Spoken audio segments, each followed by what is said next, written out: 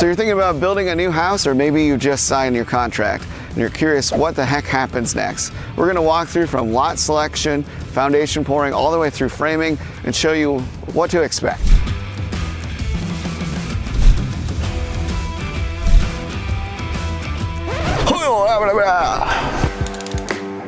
All right, so first phase is gonna be lot selection. There might be what's called a lot premium. So if it's a cul-de-sac lot or it's backs up to the woods or wetland, you might end up paying more.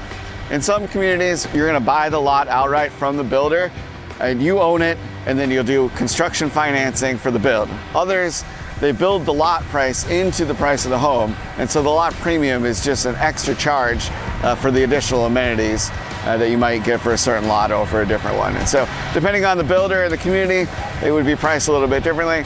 But this is a good example where we can see a number of different homes at different phases. So once we have the plan picked out and the lot, they're gonna come through and they're gonna stake this out.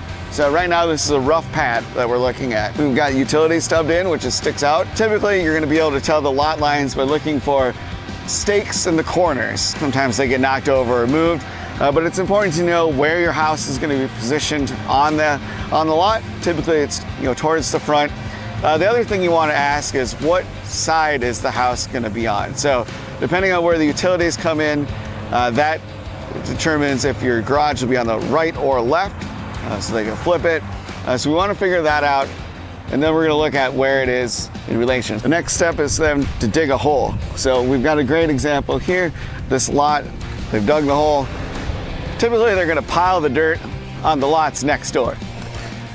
So they just pour the concrete for the footings, and this is what the house rests on. So this is gonna be the lowest point in the house. Everything is built up on top of that. This is really what's bearing the weight. Once the rest of the foundation is poured, they're gonna come in and they're gonna backfill this. So this dirt will go right up to that concrete line. A lot of times you're gonna sign a purchase agreement and it appears that nothing's going on. But a lot of that is just design, permitting, and things going on behind the scenes. Then the hole's dug, and that's exciting, but it seems like it just sits there for a while. It's while they're waiting on the foundation to get poured. And so when we get to this phase, it's a very exciting time. Like, okay, it kind of resembles a house, right? But it's not until this next phase that you really start to notice it kind of sprout from the ground, as I like to say. So to my left, I've got the piles of framing. But this home over here has already been framed up. So what they'll do is they'll frame it, then they're gonna put all the exterior wood up, and they're gonna get the roof on, and that's gonna make it watertight. So once we've got a roof and windows, doors, that way they can start to work on the interior of the home. And this is a really exciting phase because it actually looks like a house and you can walk through it. But do really be careful when you're on these job sites. Obviously it's an active construction site. There's a lot of hazards. You're gonna wanna have permission to come through. Typically you wanna come through when they're not working so you're not in their way. But yeah, let's go check it out.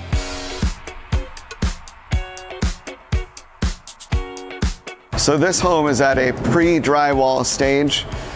We can see that it's airtight, watertight. We have a roof above us.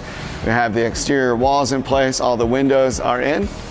And so this is a good time to come through and look at what's behind the walls and document things. So if you think that maybe you want to put a picture here, well, you don't want to put a nail right through this. So taking photos, taking video, that's going to help you avoid that in the future.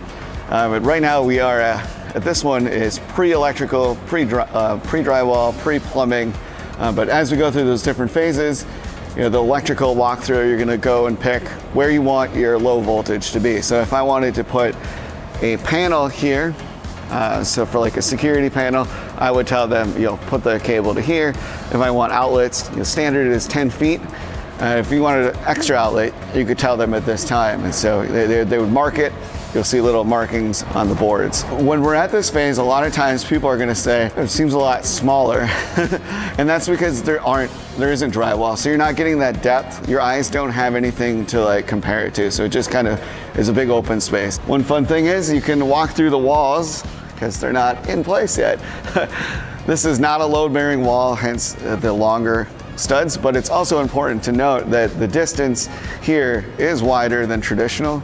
So if you were going to be hanging something, don't make an assumption that, hey, there should be a stud here because this space is wider than it should be, which is acceptable because it's an interior wall. Some people ask, like, how come I can't move this wall over, or how come I can't make this room larger? Well, with a production builder, the framing is actually like pre-done. So outside we saw a big stack of wood. That's all the framing for the next house. And so it kind of comes as a kit, gets dropped off, and then the team puts it up. So they're not in here cutting each individual board or anything like that. It's all just up. And that's why they go up so fast. So you might come by one day and say, oh, there's a hole there, foundation, and the next, like, whoa, there's a house. And it's because they were able to just frame it. They do go floor by floor and all the way up, but it goes up pretty quick. Here we see they have the rough-in, or we have the fireplace set up, so exhaust outside. This is a good time to be able to just inspect all of that, this hollow cavity. If I wanted to hang a TV, I know that I can do that here. I just want to avoid hitting things like that. This is going to be where the island will be, and so they have the plumbing is coming up. Code has actually changed around electrical, so we're not seeing any electrical coming through. Depending on how the island is constructed in the community, you may or may not be able to do outlets in the sink or in the island now. And while you're on site, obviously you want to stay out of the way of the workers. It's really best to come through on like nights and weekends when they're not around. But again, you've got to make sure to let the builder know. Otherwise you are trespassing, as you don't own the home yet, and you know, it's a liability for them. So at this stage, it's definitely too late to make any changes. Typically at the time of the design sign off is when no more changes can be made. Sometimes afterwards you can do some cosmetic things, but anything related to framing, you know, extra windows, things like that, it's too late to do. Design type things, if you're going to do it after the fact, there may be a change order fee involved with that. It varies by builder.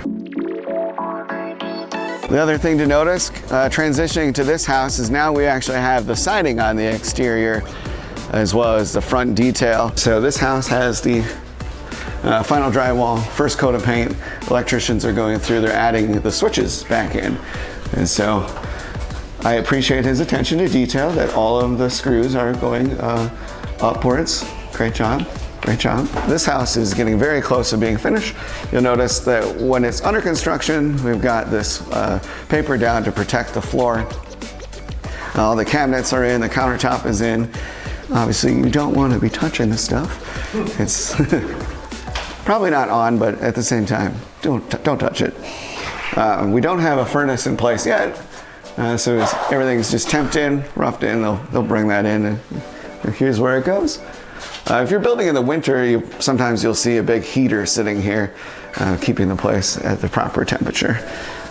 This is where this will be carpeted. Typically they do the carpet like towards the end. They just don't want all the trades stomping through. Mirrors are another thing that are one of the very last things to be done. So you can come into the bathroom and say, what the heck? There's no mirror. No mirror, no glass. Those are two of the last things that get done in a house. All right, so we've wrapped up construction on your new home and you're ready to take delivery. This is likely what you're gonna receive. So we'll notice there's still no sod or landscaping. What the heck? Well, a lot of times they're gonna have to escrow for those things. It's not a big deal. You'll do a final walkthrough with the builder. We'll point out any little things, but we wanna make sure it's perfect for you. And so hopefully you've learned something along this journey. If you have any questions, feel free to reach out. I'm happy to assist. My contact information is below. I've helped a ton of buyers buy new construction. It's really something I'm passionate about, and I'd love to help you.